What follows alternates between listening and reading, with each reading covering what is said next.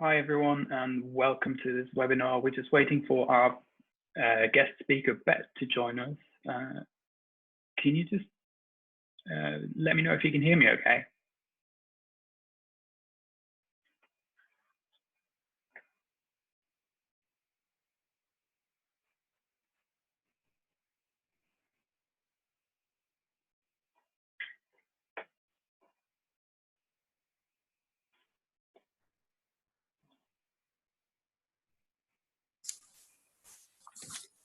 Hi. Hi Bette, welcome.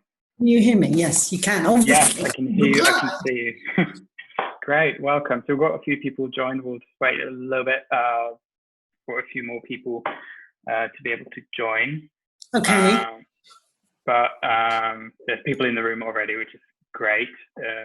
Thanks all for joining. If you've got any questions, and I hope you do, use the Q&A function and I'll make sure we get them answered. We've got some emailed in already, but please do send your questions as we go along. I'll share some stuff with you after the session, but there's a great link that you want to check out, which is called the UK COVID-19 freelance artist resource list, and it's growing and changing every day, but it's your link to everything surrounding government schemes, grants, new opportunities, etc. So do check that one out. Thanks, Bette, for joining us. Pleasure. I think it's a great opportunity to have a little chat, get some questions and answers going. It's a tricky situation for everyone, and especially in our industry where most people are freelance. So do you just want to do a short intro about who you are? Sure. We start with that. Hello, everybody. As you know, I'm Bette Lynch. I have worked as an editor in the news photography industry for many, many, many, many years now. Sometimes I try and forget how many years, but actually it's 32 years. Because I started at the Independent when it was just launched. It was a few months old when I was 19. And I fell into it. I needed a job. There was a job on the picture desk as a sort of runner, helper kind of thing. And you didn't have to start work until 10 and you could wear your jeans. So I thought, blimey, I'll do that. That's great. And from there, I spent, 30 years working across a lot of national titles. And then the last 12 years of my career working for other companies was spent as director of photography for news at Getty Images, where I worked. My responsibility was Europe, Middle East and Africa.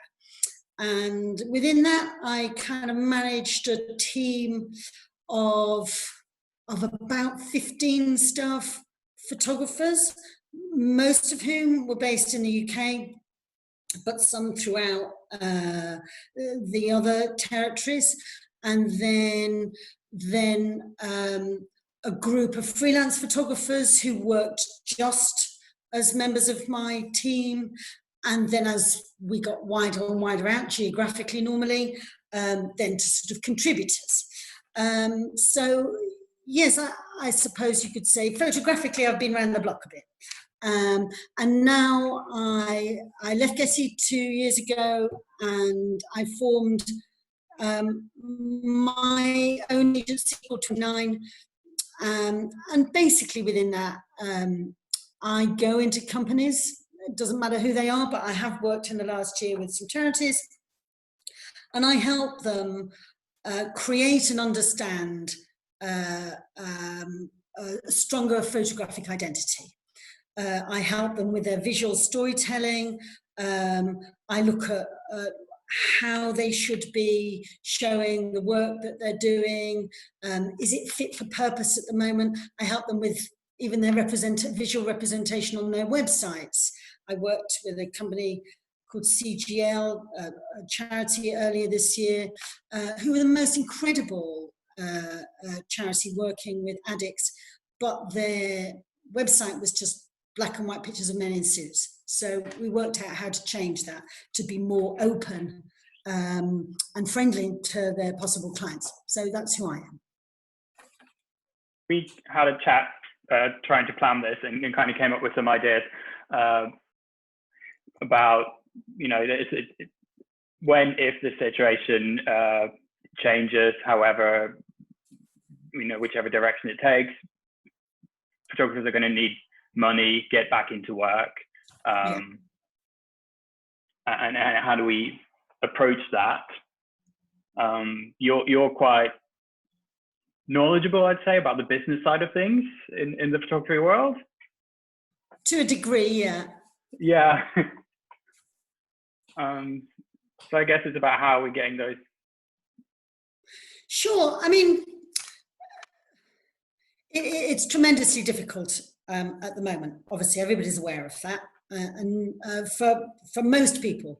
But clearly, for freelance photographers, that's difficult. For the last couple of weeks, I've been running some portfolio reviews for freelance photographers, and one of the things that we come back to is, as you have here, the state of your portfolio and using the time that's available now to make sure that your portfolio is up to date, that there's no dead wood there, that there's not just stuff that you've kind of put on 2 years ago because it was okay, but as your career's progressed, you know, should it still be sitting there? And we've also looked at, yes, how to monetize your archive, or actually, if you haven't got an archive, which some haven't, how to create a strong stock archive. It's not the most glamorous subject in the whole of the world, I'll give you that. But some of the most successful photographers, news photojournalists, proper bona fide photographers, some of the most successful I know are those who have been canny enough to create a well-honed, well-shot stock that appeals to a variety of, shall we say, buyers, if you like. As I say, it's not glamorous. Lots of photographers kind of go, oh, stock, because the word stock is hideous. Right, isn't it? It's bad. So let's just not call it stock. Let's call it visual archive. And in a way, you're almost creating a pension, dare I say it, or you're creating something that will help build out, you know, even if it starts off small, but an income stream.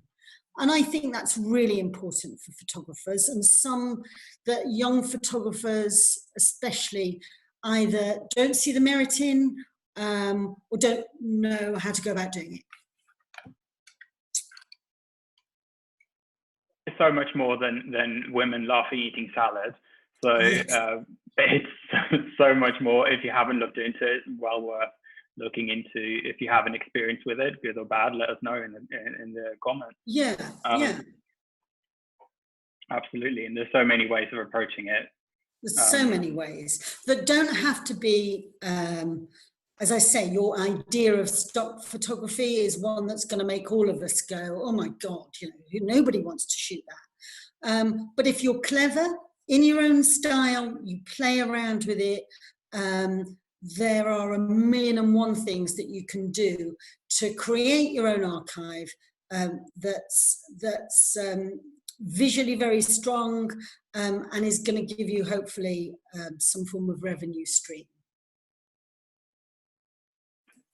Sort of what I call list-based journalism in the coming months. So your archive could well be used in, you know, the top 10, you know, cutest villages in the UK, these kind of things. If you have images that you shot around the UK, make those available. And also not forgetting that, you know, the times we're in, we are in a time that historically is going to be visually very, very important. And, you know, nobody can really go out onto the streets and shoot or do what they'd really like to do with it. I know those who are working in news environments haven't had the access that they'd like to.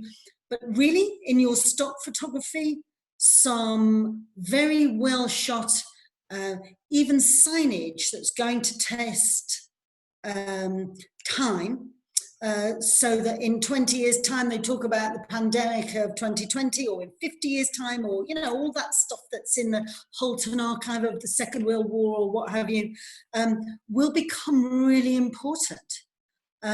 Those signs telling you not to go down to the tube or to wash your hands, or people clapping out in the street, or rainbow. That kind of visual representation of what we're going through, it's not the most stimulating to shoot, of course it's not, but it will be really important historically, because it will go to document the times that we are living in. End up paying the bills down the line. And end up paying the bills, hopefully. Which is quite key.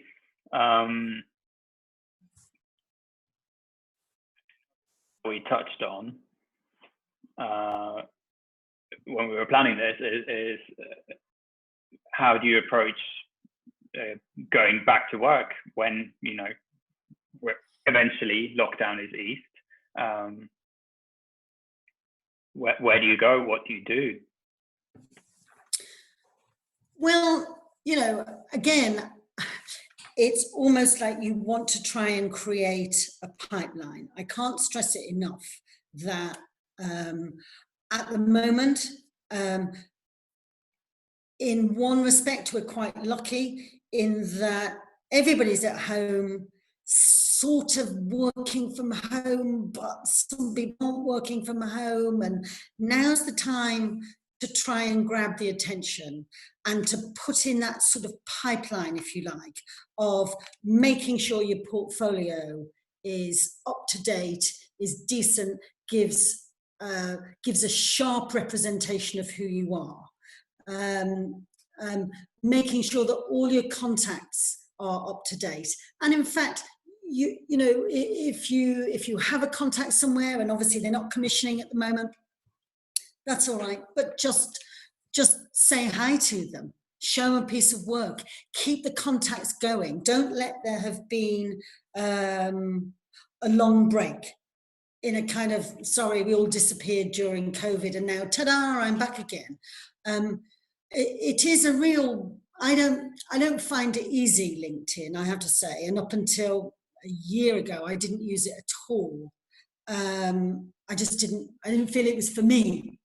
You know, it was one of those things that probably, I don't know, estate agents use or whatever. But as it turns out, it's really, really useful for identifying who you want to talk to, for promoting yourself, for getting a list of contacts. So right now, I would urge anybody to sort of, photographers often just think of themselves as photographers. This is my business. But we all know there's an awful lot more to it, especially if you want to earn a living doing it. It's incredibly difficult anyway, let alone something like this comes along. So I'd urge everybody to kind of brush up, if you like, on their business skills as much as they brush up on their photographic technique. And that, you know, and that involves putting in some legwork to who you should be talking to them, who you should be talking to, what you should be showing them, how do you create that story pitch. If I've tried 3 times to contact somebody and they're just not getting back to me, are you actually contacting the right person? Are you going in too high? Should you come down a couple of notches and not go for the really head honcho? Are you better coming down to somebody who actually has more bandwidth to be able to talk to you about your work? So there's lots that can be done that are gonna, as soon as that green light comes and we can all go out again, or start at least to try and put some business together and earn a living, you are good to go. Here. One is about portfolio. In terms of portfolio, are you referring to mainly an online presence or a printed too? Face-to-face meetings might be something of the past for a printed book. Sorry, do I think that face-to-face meetings are something of the past?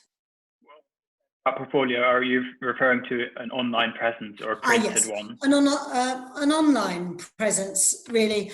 In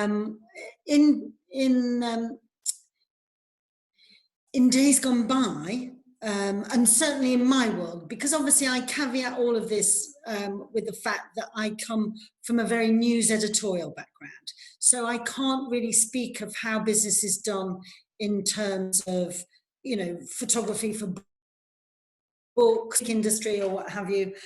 My world is editorial. I have some experience in sport and entertainment, but primarily news. And in days gone by, there'd be a whole host of photographers that would drop by who would show you their book. But that doesn't really happen now in an online presence with a great website. Question from me: what's the worst thing you see on when people do their portfolios online? What's what? Sorry. What's the worst you see on the online portfolio? Far too much content. Far too much content. I think sometimes with a photographer, there's a desire to show everything. And actually, website, and obviously that website has got to create impact. It's got to show the very best of you. Less is more. In doing the folio reviews that I do, when I go through the portfolio with the photographer, my idea of a decent portfolio is either, whether it's doesn't matter whether it's corporate, doesn't matter whether it's news or it's travel or it's stories. You want a good mix to appeal to a sort of broad range, if you like. You're going to have some corporate clients, you might have some sports clients. Edit it.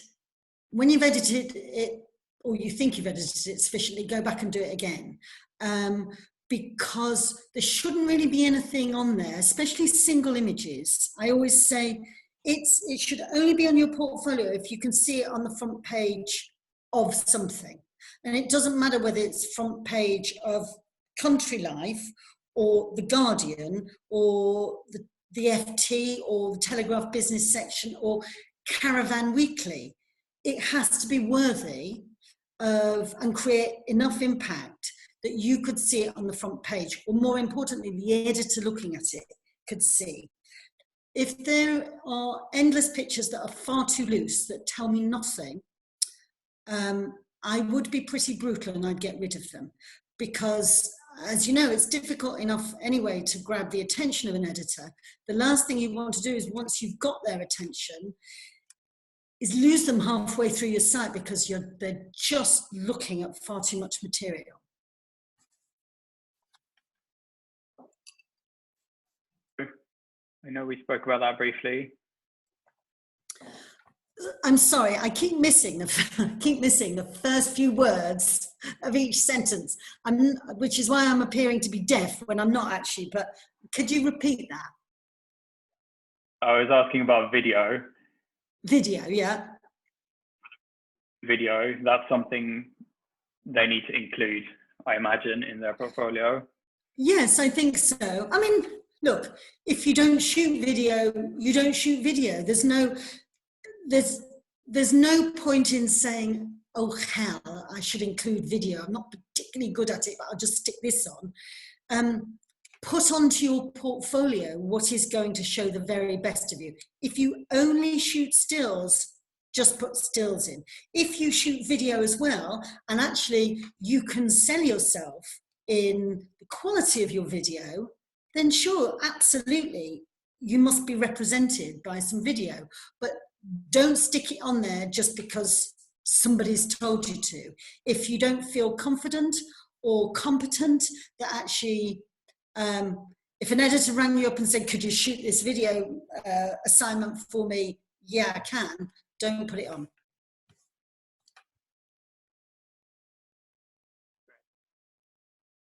Another thing we touched upon when we were chatting, obviously life is sort of on hold, and as we slowly resume, events will start happening, and that includes weddings.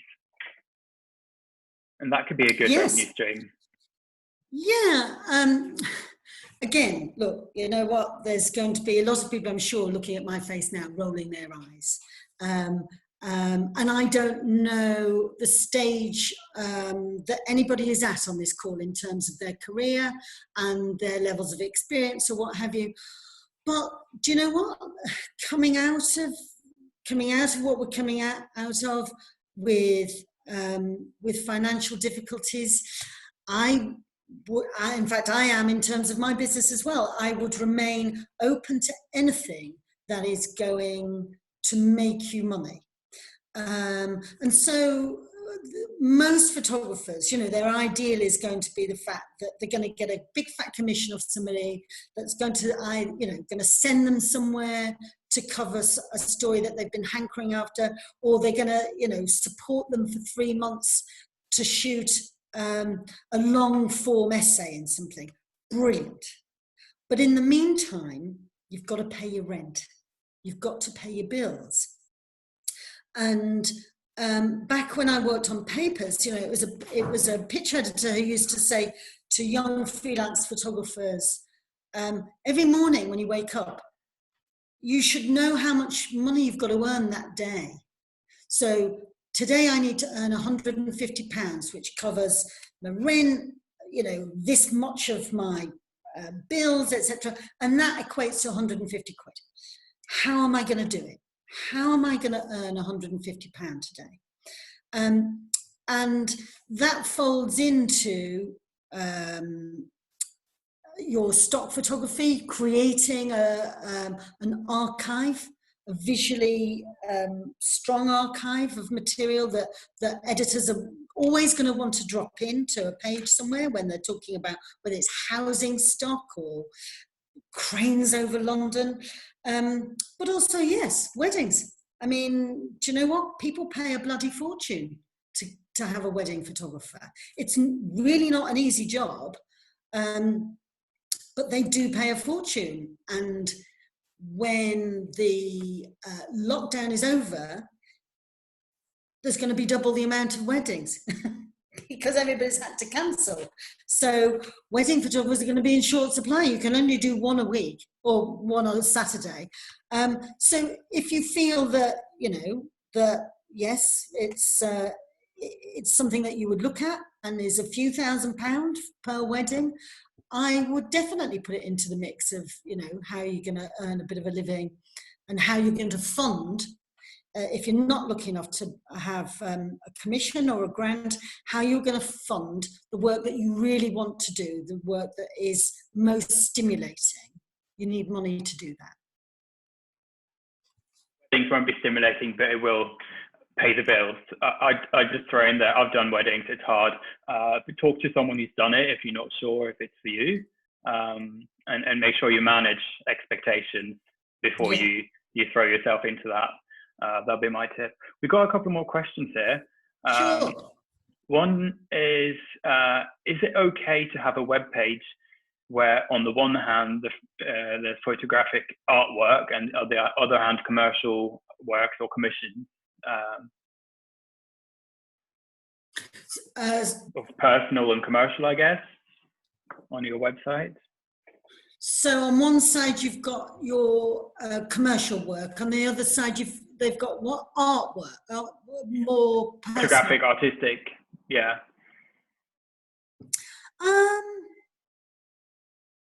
I suppose if if the it depends what the artwork is, the more artistic work is. In a way, I'm just trying to think if I were looking at it. In a way, I think I would have a tendency to separate them out, actually, because it's almost two different products and two different offerings. I think it's fine on a website, obviously, that's commercial, that you're going to have, you know, a corporate side, a portrait side, an editorial side, you know, because that comes under the sort of remit of most photographers, if you like. If your artwork is so sort of out there, or is a very different view, and is very personal to you, but doesn't really represent what you can do in the sort of commercial world, I would have a tendency to sit it on another site, to not sort of muddy the waters. But without looking at what that more personal work looks like, it's difficult to say. I hope that sort of answers the question. Thanks. There's also some questions here about portfolio and stock. A lot of people are asking regarding archive and stock, what online platforms should you be using? In terms of who to put your work with, I'm imagining that person's asking. The questions like around that topic. Sure. Look, you know what? Everybody knows that the stock agencies are out there, and it doesn't matter whether you're talking about Getty, or you're talking about Alame, you know, Shutterstock. Everybody knows that they're the big agencies. They're to some degree the big bad agencies, because that price of imagery has gone down. Now, I think I've had a few photographers that I've been in touch with who have recently renegotiated their deal with Alame, who has a more kind of stock offering, and was recently taken over by the Press Association. So I think Alame could be a bit hit and miss. But having now been bought by the Press Association, it will become their stock offering, and I think they will tighten it up a lot. I don't know rates. I don't know rates for any of them, to be honest. I would imagine the splits are fully negotiable, and I would think you're looking at 50-50, 60-40. It's normally around that. So what I would do is I would talk, you know, I know lots of photographers years ago used to put their archive with Rex. Rex is now Shutterstock. But I would talk to other photographers, talk in whatever forum that you belong to, and see what others are doing, what deals they have, because agencies can be crafty. Sometimes they don't offer a blanket. Sometimes, you know, what can be one rate and split for one photographer is a different rate for others. And obviously you want to get the very best. So talk to your friends, talk to people who've got archives on different platforms, see what rates they're getting, see what returns they're getting. So, you know, who is actually selling more of your material. You're not going to get a very good return if you've got two badly worded, badly keyworded shots sitting on Alame. What I'm talking about is building up almost a reservoir of material. It's always, the more it's keyworded, the better. And it's a sort of year-on-year build, really. The photographers that I know who've done it successfully, you know, it's taken them a while, but they are fully committed to it.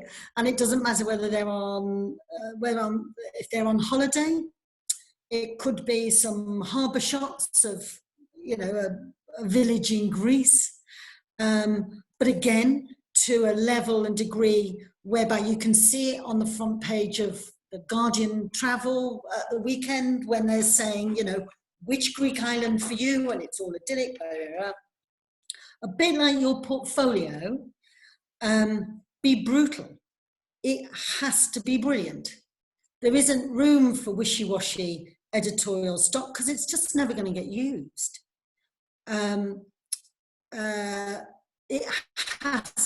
It has to be impactful, and it's something, as I say, that you're committed to and you build out. If you haven't got a commission for that day, you know, I do know people who think, well, I still need to be taking pictures, I still need to be earning money, even though I'm not literally being paid for the day. So they'll take themselves out with a sort of focus of going, okay, I'm going to do, whether it's, you know, stock housing or construction.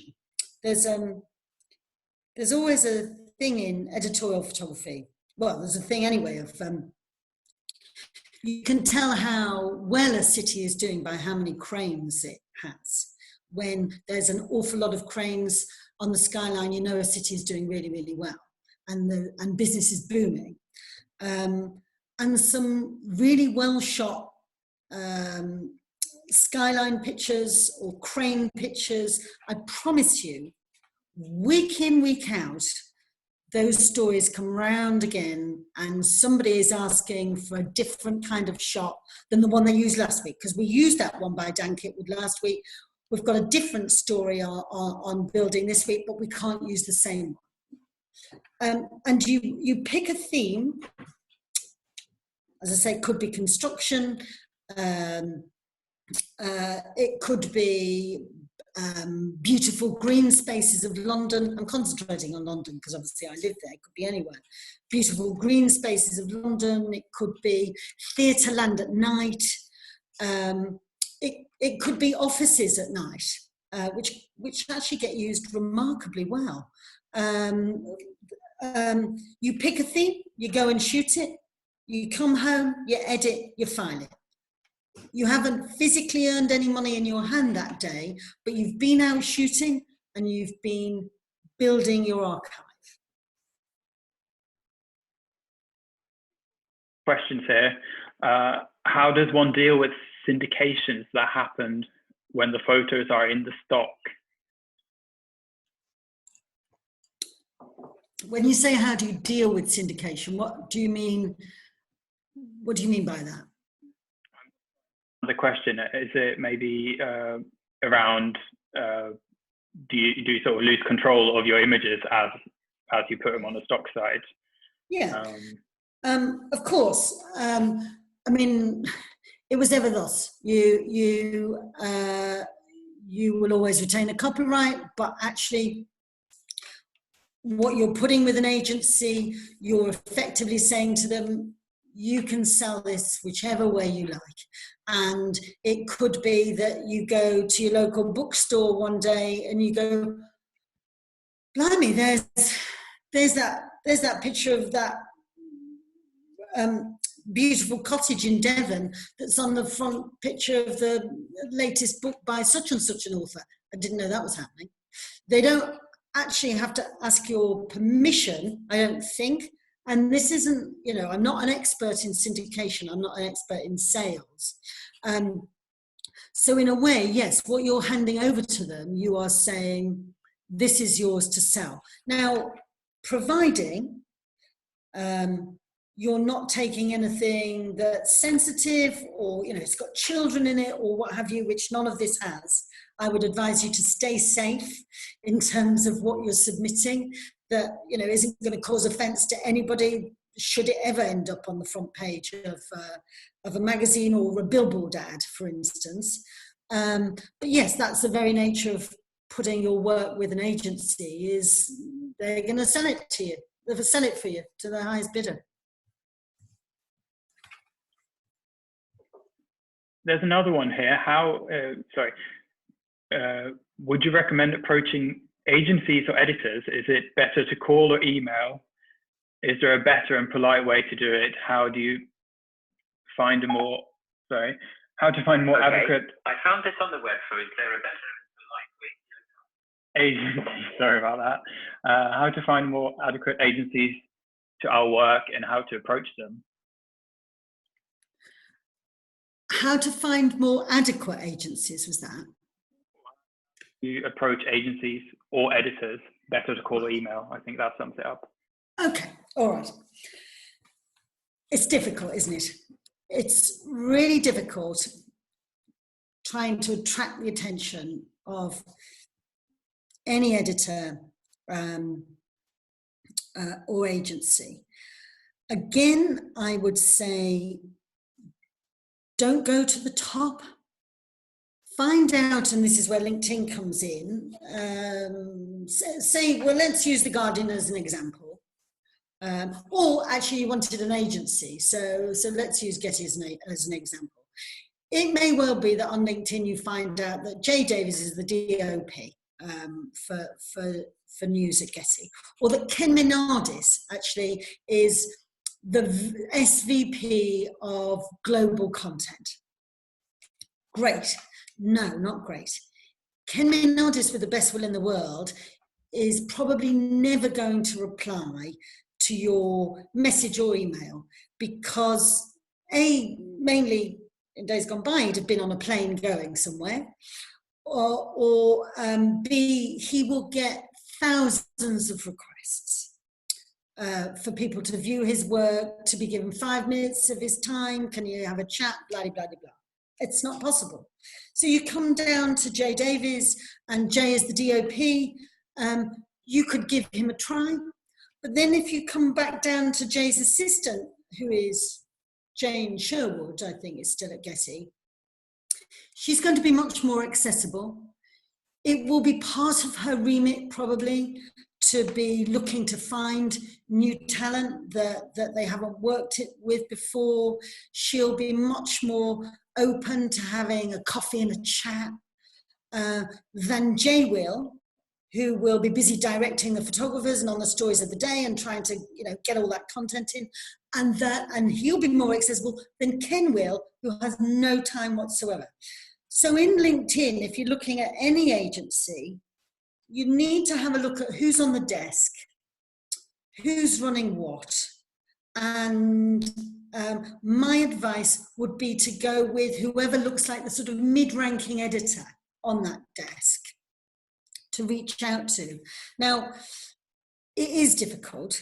I still find it incredible that, I send messages out to people or introductions over what I do, and people just don't reply to you. And I'm staggered that people on the whole can be quite rude as to not reply, but I'm afraid that's the kind of nature of the game. Don't put all your eggs in one basket.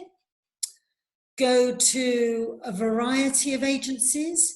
If you shoot in a very specific area, try and find somebody who is knowledgeable and appreciates the area that you shoot in. Again, it folds back to when somebody says, go on then, I've got 5 minutes for chat, send me your portfolio over now and we'll have a look. You've got to make sure that portfolio, this is your chance, this is your 5 minutes with this person. You've got to make sure that portfolio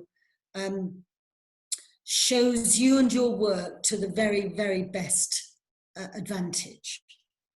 But a lot of it is just trying to sort of identify the editors, finding out who are the ones that are most likely going to have time for you.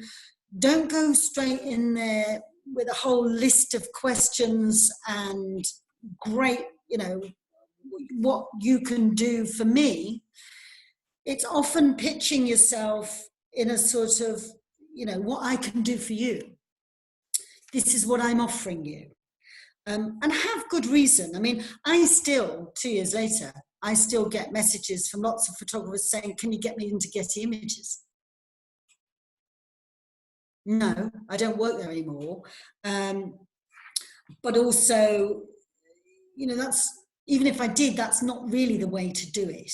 So if it's on an email or some form of messaging, LinkedIn or what have you, just sort of be careful of your tone. Be short again. People haven't got a lot of time. Be short, brief, polite. be proactive, and make sure you know enough about the company or the person. If it's somebody at The Guardian, look, you know, I noticed these stories that you put together. You know, I really loved them. People like a bit of flattery. I really loved them. I've been working on a similar story. I wondered if you could give me some advice on that.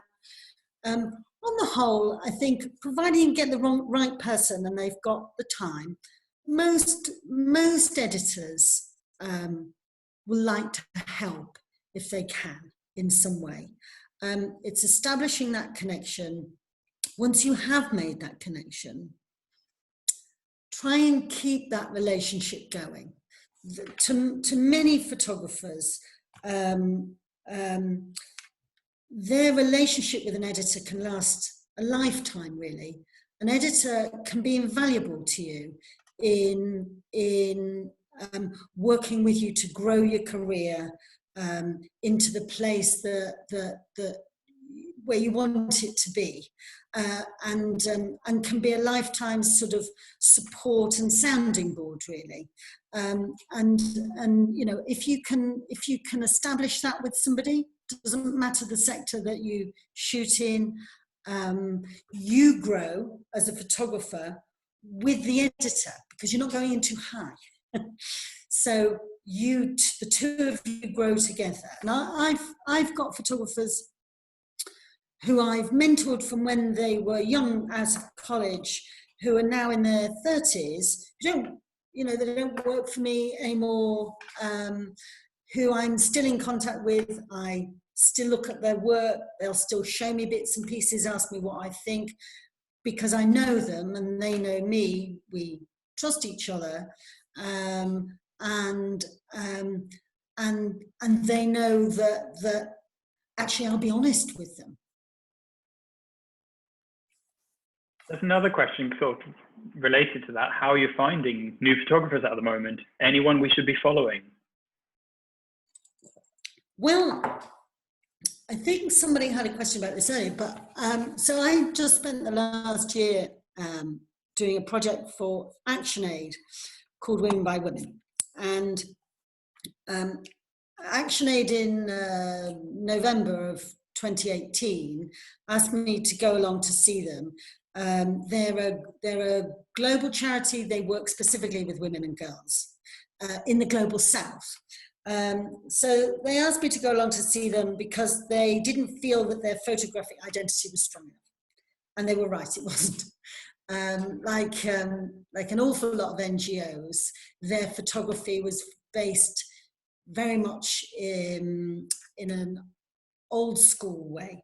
There was lots of raggedy dresses and no real visual representation of the incredible work that they do. So anyway, I helped them put together this year-long photographic campaign called Women by Women. The idea that I would find inspirational women working in their communities in the global south in ways that we'd never heard of before, and I would pair them up with a woman photographer from the global south. I must admit, it was difficult, and there was a search of, you know, the internet and friends of friends and all the rest of it. But actually, and I've said this before on panels, you know, when I was an editor, we got used to seeing or using just the photographers that we've used for years and years and years. And the liberating thing for me doing Women by Women was that I had to find a whole new group of photographers who I'd never worked before, and they had to be women. And I found them through, you know, everybody's got a website, so you don't have to scratch below the surface too hard to come up with this incredible range of talent. And so to your question, I worked with Esther Mambazi in Uganda, who's a brilliant young photographer, photographer. She shot 3 stories for me in Kampala. I worked with another woman called Pamela Talizo, who is based in Goma in the DRC. And, you know, in these countries, local photographers are rare. Female local photographers are even rarer, and especially in the DRC. Pamela was fantastic and did a brilliant story on a collective called Rebuild Women's Hope, which is a coffee collective, ran by this incredible woman called Marceline Budza. In Afghanistan, there were 3 more women who I worked with, one of whom is quite well known, Fazana Wahidi, who's done a bit of work, I think, for AFP.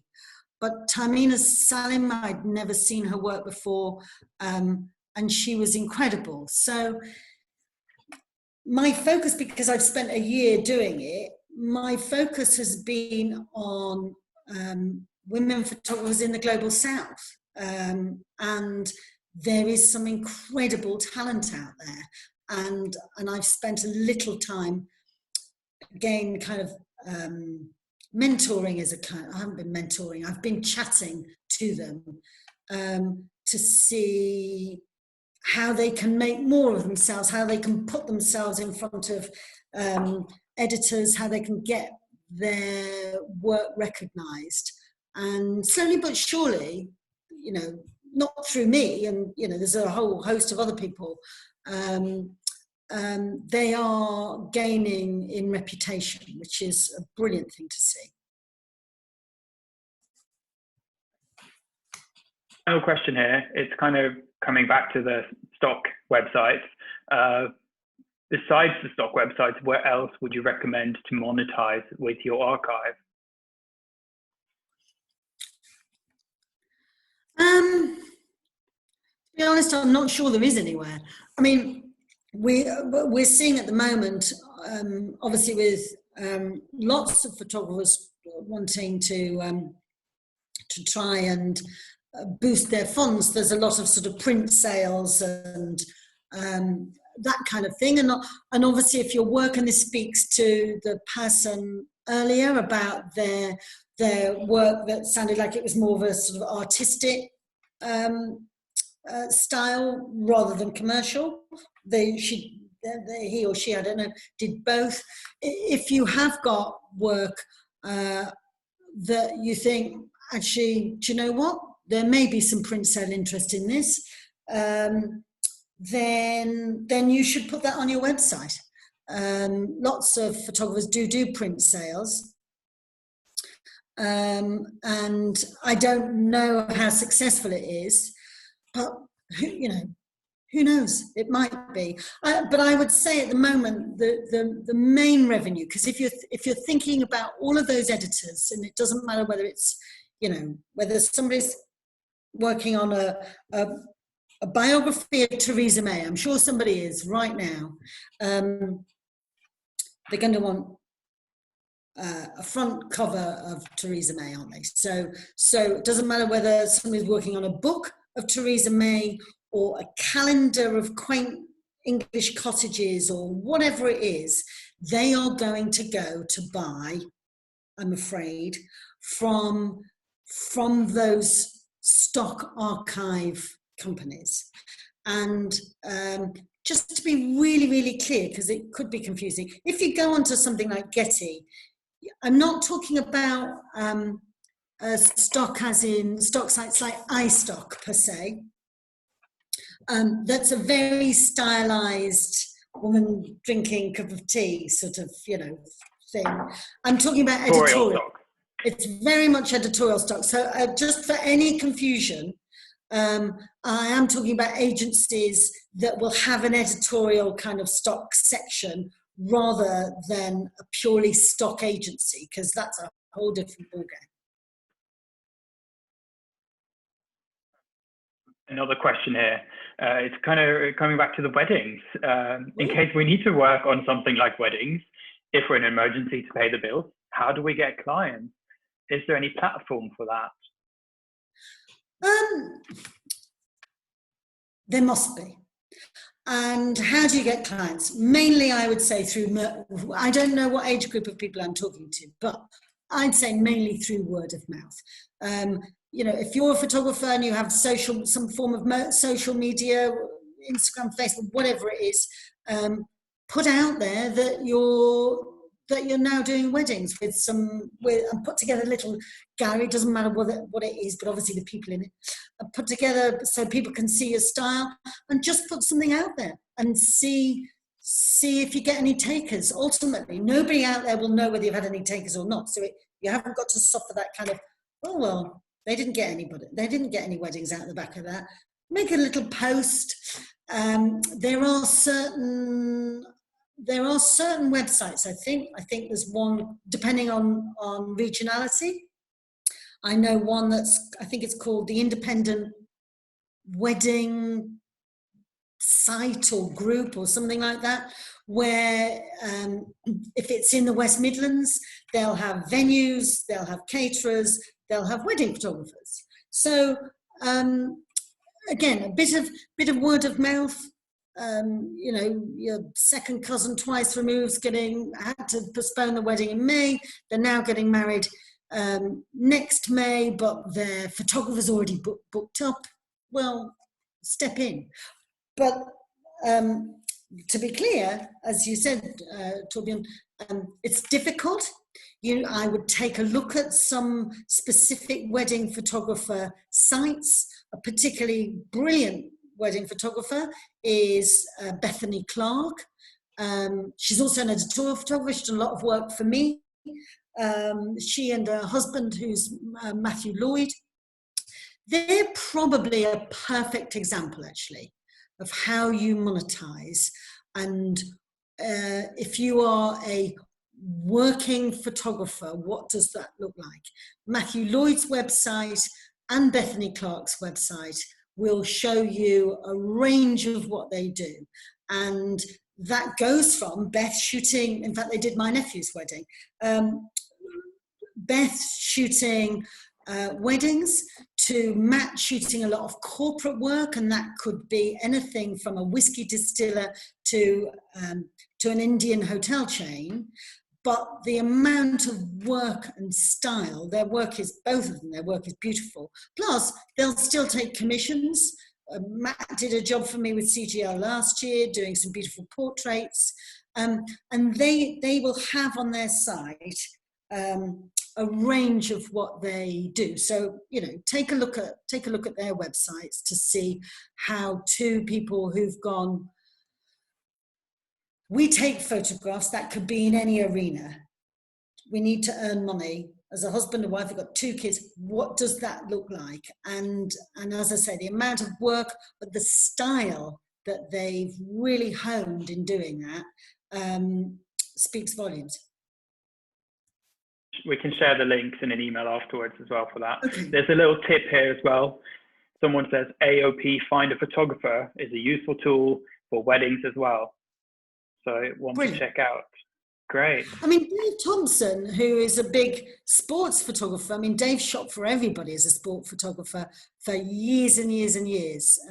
You know, from Reuters to PA, he shot a lot at Getty, but, you know, sports photography was drying up a bit and he had bills to pay. So he still shoots sport when there is some, and he still shoots sport when he gets the commissions.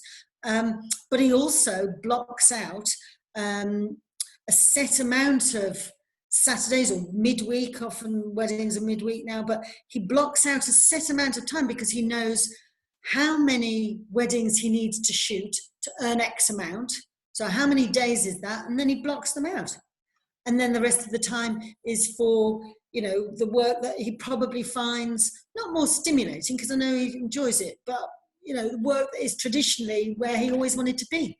But he has that revenue stream behind him of, I don't know, 20 weddings a year or whatever he does.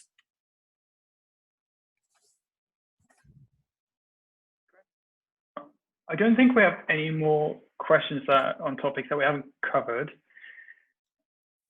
Well, as I said, we'll follow up with an email with some links to some of the stuff we spoke about, and then Bet, you actually put together a little slide of some examples of it.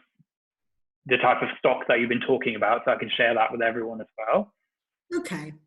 And I'll just say on that slideshow, you know, nobody's winning any Pulitzers from this.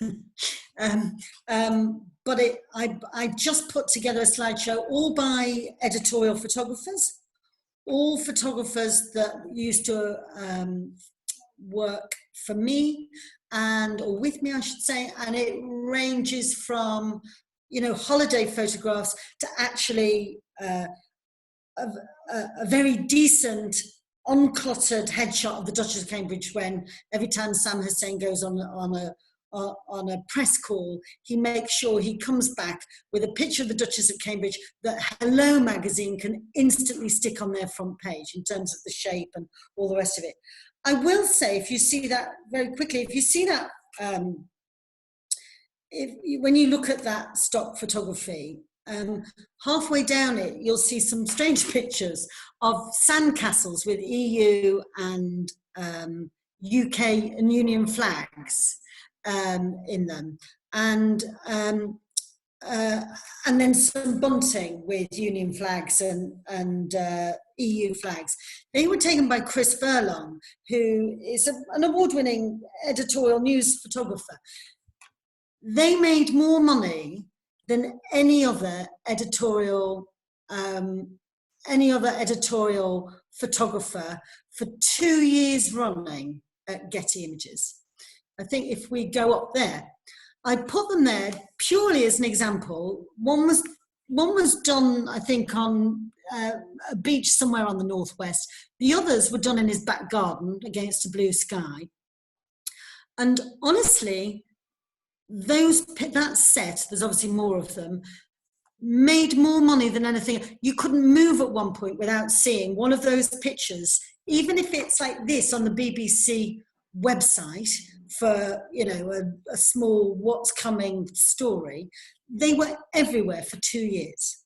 The same with the money. I know it's boring, but it's something that you can do at home, where you go and get new pound coins, whatever it is, whatever currency it is. It's displayed well, it's clear and concise. You do it at home, you lodge it. As I said, we all know it's not winning Pulitzers, but it's in there. And every time somebody is running an article on how the pound is tanking, or the euro versus the dollar, or whatever it is, those pictures get used over and over again.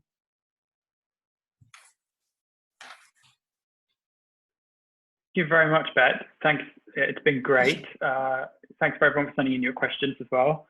As I said, I'll share all of this with you afterwards. I think that's all we have time for, but thanks so much. Pleasure. Thank you very much, and good luck, everybody. I know it's really difficult, and if there's any kind of comeback towards me or what have you, or any individual questions, then Torben has my details. In touch. Okay. Thanks very much, everyone. Have a good day. Thanks, everybody. Bye. Bye now. Bye.